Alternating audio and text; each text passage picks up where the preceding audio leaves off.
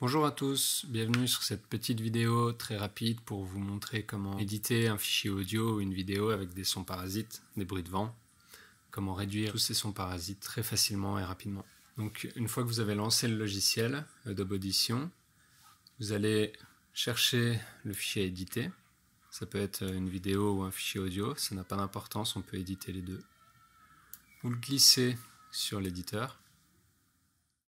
Là, donc, on voit apparaître les deux bandes audio et un aperçu de la vidéo, si c'est une vidéo. Bien évidemment, si c'est un fichier audio, il y a uniquement les deux bandes audio qui apparaissent.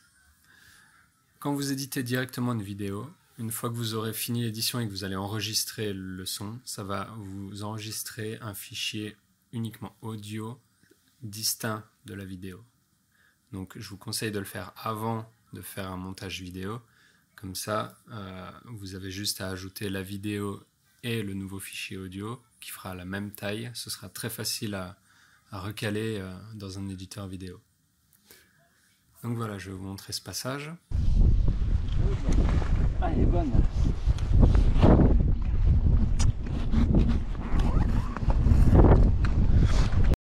Vous l'avez entendu, c'est blindé de vent. On n'entend pas grand-chose.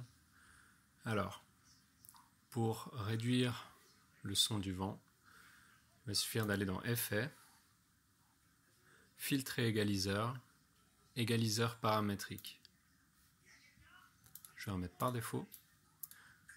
Donc là, en gros, c'est l'égaliseur du son qu'on entend. Donc là, on voit qu'il est neutre, hein. Il y a les basses fréquences, les hautes fréquences, les middle, tout est au même niveau. On va pouvoir jouer sur l'éditeur, voir où se situe le son, et on va pouvoir jouer. Alors, pour réduire le son de vent, c'est principalement de la basse fréquence sous 200 Hz, on va dire. Donc on va appliquer un high pass, HP ici, on clique, on voit ça réduit directement, ça coupe les basses fréquences. Et on va pouvoir en direct, en même temps qu'on écoute le son, jouer avec ce petit carré pour voir ce que ça fait sur la bande son. Ah, elle est bonne.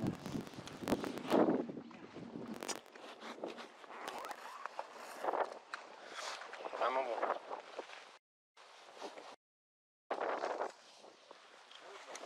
Ah, elle est bonne.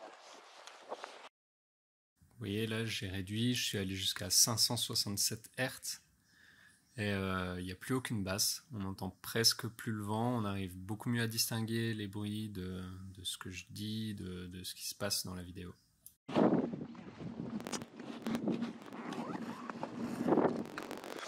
Vraiment bon.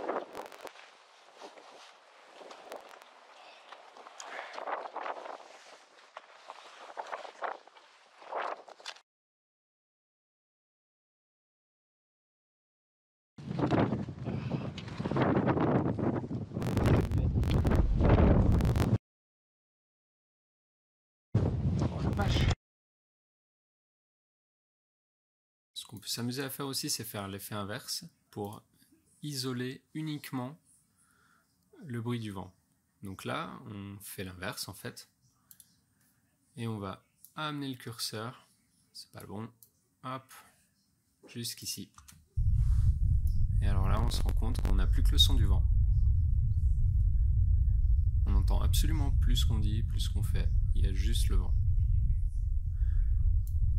Alors, ce que je recommande de faire, moi, dans ces cas-là, parce qu'on est d'accord que si on met uniquement un high pass jusqu'ici, ok, il n'y a plus de son de vent, il n'y a plus de basse, mais le son est quand même dégueulasse. Alors, ce que je recommande de faire, c'est de faire un enregistrement du fichier audio comme ça, où on va bien pouvoir distinguer ce qu'on dit. Vous enregistrez ce premier fichier audio avec uniquement donc les voix, le bruit des objets qui sont manipulés, enfin les sons importants de la vidéo. Et vous allez faire un deuxième fichier audio où vous allez uniquement isoler le son du vent. Donc comme ça. Et une fois que vous allez faire le montage vidéo, vous allez superposer les deux bandes son. Donc celle avec uniquement les voix, très claire, et celle avec uniquement le bruit du vent très grave. Et vous allez bien évidemment diminuer le gain de la bande son avec le bruit de vent pour qu'il soit minimal, que ça ne gêne pas, que ça ne vienne pas couvrir le son des voix.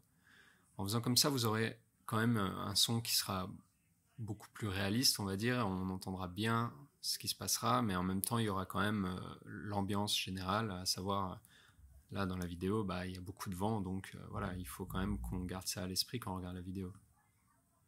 En faisant comme ça, vous aurez un ensemble qui sera potable et réaliste.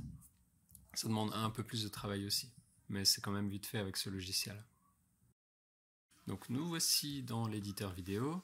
Pour moi, ce sera Sony Vegas Pro 18, pardon. Donc on va aller chercher la vidéo qu'on a éditée. Tac. La voici. On la met dans la timeline.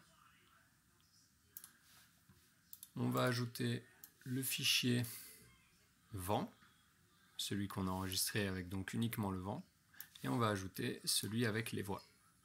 Donc, si je mute le vent et le fichier de la vidéo de base, ça donne ça. C'est pas terrible. Si on fait l'inversion mais que le vent, on est d'accord, on n'a que le vent. S'il y a les deux, voilà le travail. Alors, on va mettre les deux. On va réduire le vent.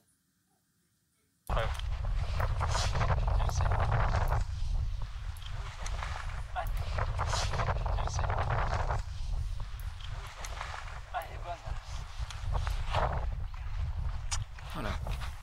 De manière à avoir quelque chose de plus correct. On entend qu'il y a du vent, on entend que ça souffle à mort, mais on comprend aussi tout ce qui se passe, tous les détails audio de la vidéo.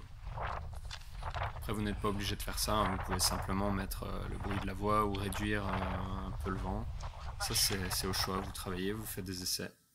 J'espère que cette vidéo vous aura plu. J'essaye de la faire la plus courte et simple possible. Si jamais vous avez des questions, n'hésitez pas. Si vous voulez des tutoriels sur d'autres choses, que ce soit Adobe Audition, Photoshop, Sony Vegas, d'autres choses, n'hésitez pas, demandez-moi. Je verrai ce que je peux faire. Je vous dis à la prochaine. Ciao!